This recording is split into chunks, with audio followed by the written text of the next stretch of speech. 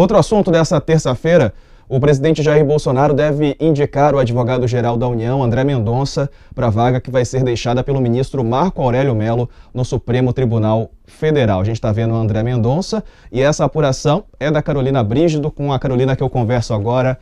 Oi, Carolina, boa noite para você. Por favor, conta mais aí da sua apuração. Era um nome que já estava sendo bastante ventilado, né? Oi, Diego, boa noite a todos.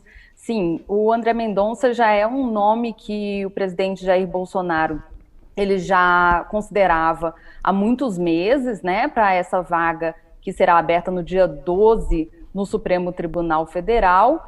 O André Mendonça ele tem um requisito importante que o presidente Bolsonaro vem martelando ao longo desses últimos meses, que é terrivelmente evangélico, nas palavras do presidente. O André Mendonça ele é pastor de uma igreja em Brasília, ele celebra cultos e ele é muito ligado ao presidente Bolsonaro e também à família. Ele é muito ligado a Michele Bolsonaro, eles têm uma ligação de amizade, né? O casal com o atual advogado-geral da União, André Mendonça. Isso tudo pesou. O André Mendonça, ao longo do governo Bolsonaro, no início, né, ele foi nomeado advogado-geral da União. Depois, Bolsonaro chamou ele para o Ministério da Justiça.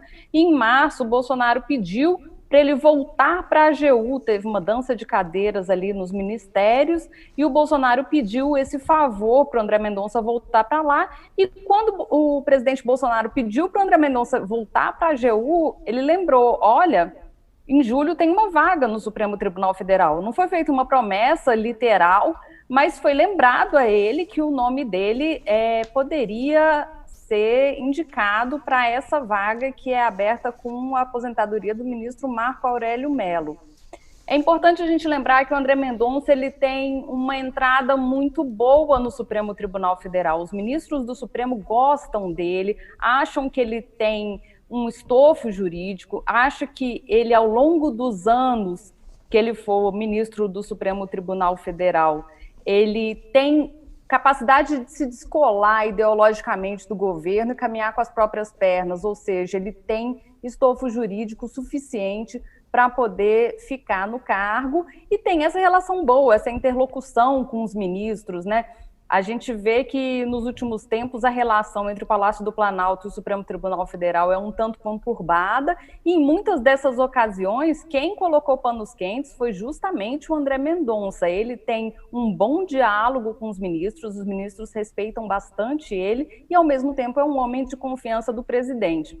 Para ser ministro do Supremo Tribunal Federal, não precisa ser querido no Supremo Tribunal Federal. Isso não é um pré-requisito da Constituição, mas é importante.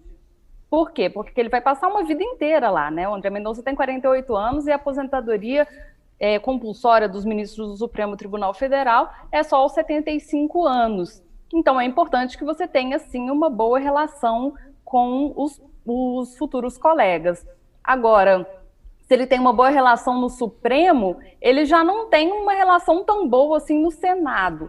Todo mundo que é indicado para o Supremo Tribunal Federal precisa passar por uma sabatina na CCJ no Senado, depois ter o nome votado pela CCJ e depois ter o nome votado pelo plenário do Senado. Esse é o grande desafio do André Mendonça agora, nesse momento.